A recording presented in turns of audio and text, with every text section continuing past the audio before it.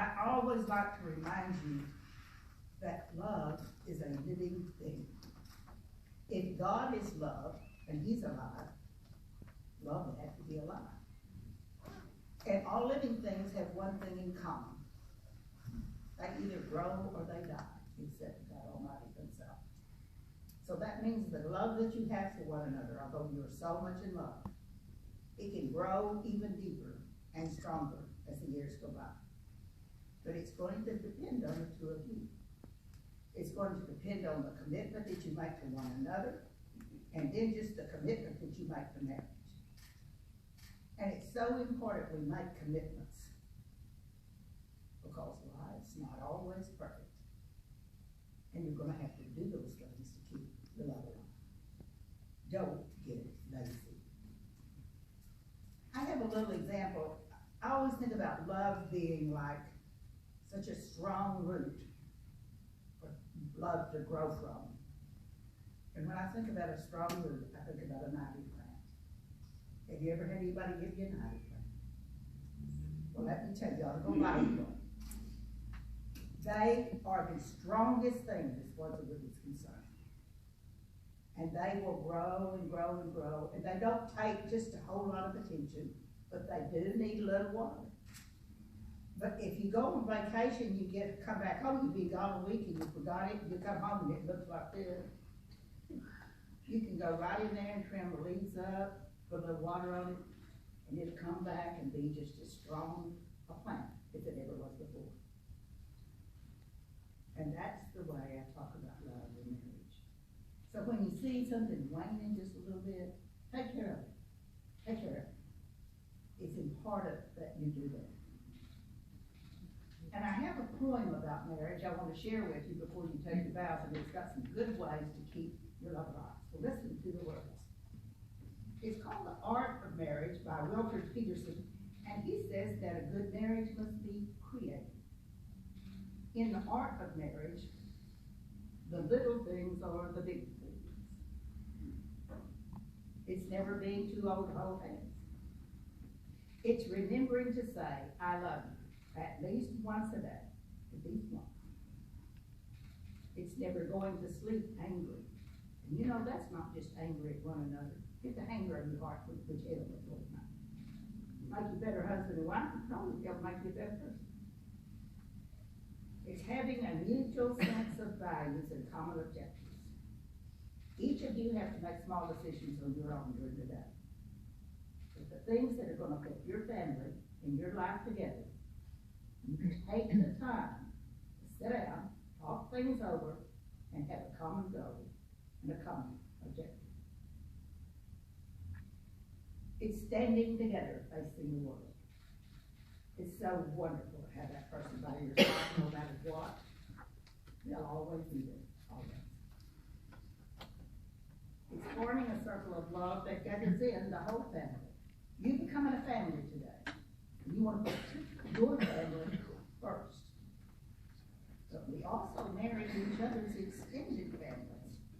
So while you're putting your family first, we must respect the extended families.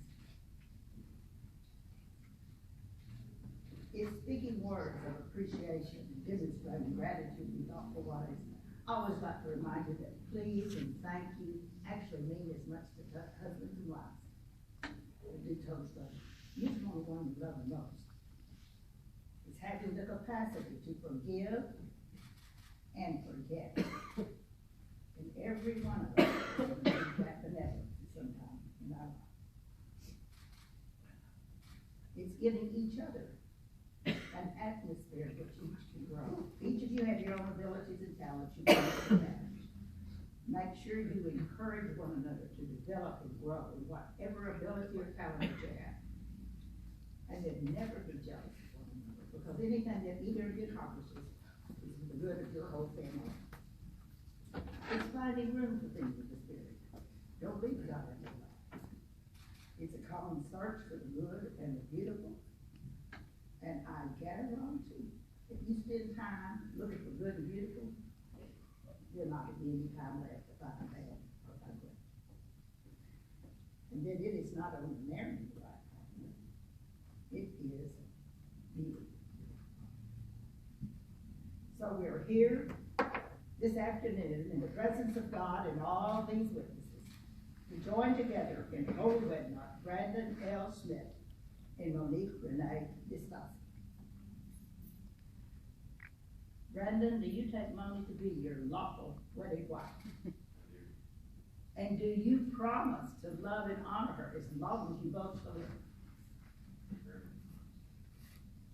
And Monique, do you take Brandon to be your lawful wedded husband? I do. And do you promise to love and honor him as long as you both shall live? Promise. You have wedding rings? Thank you. Beautiful wedding beds. So very special. And have such a wonderful meaning. The never-ending circle to represent never-ending love. It's to represent these vows of never-ending love you will exchange here today. And when you look at these wedding rings over the years, I want you to remember these promises of never-ending love. Brandon, I want you to take the ring, place it on Mommy's finger, even though you have.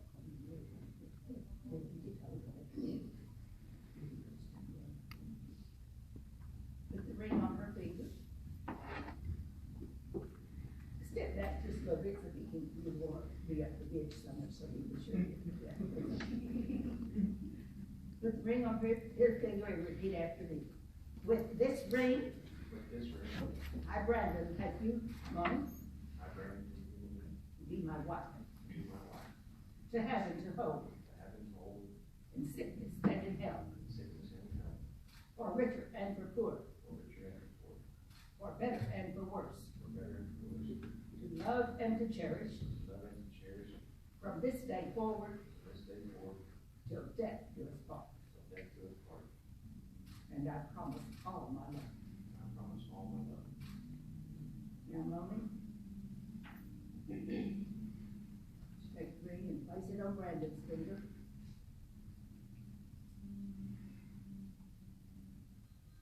Hold his hand, look at him, and repeat after me.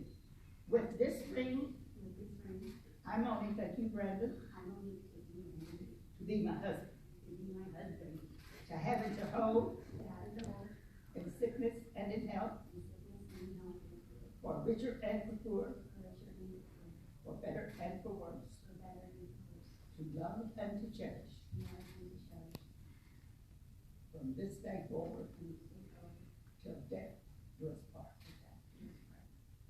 And I promise all my life.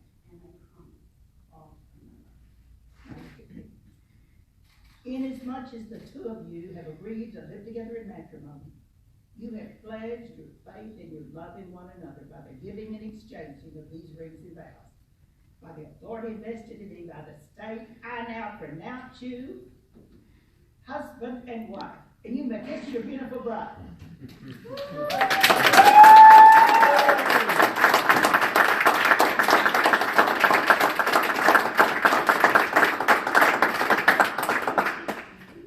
Congratulations, Mr. and Mrs. Brandon Schmidt.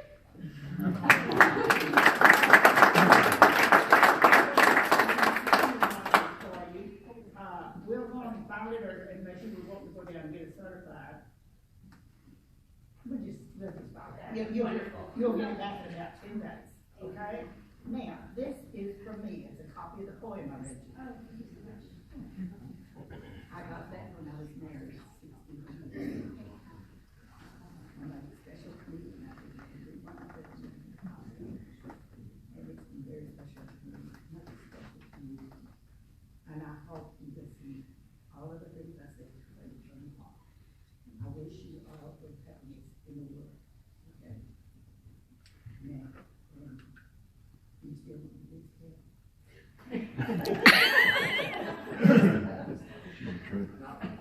Not from me. I really, I would be you have to know me, know that I would. What if you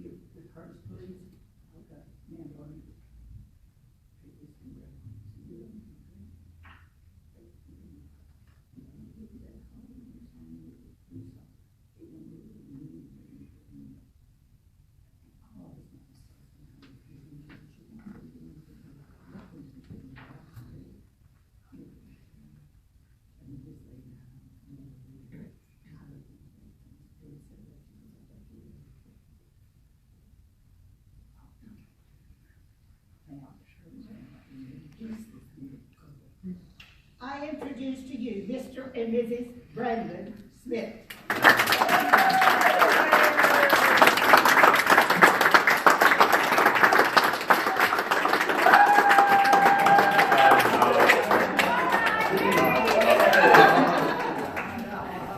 Now, see, you didn't even tell him he had music. You don't have to tell him what kind of music.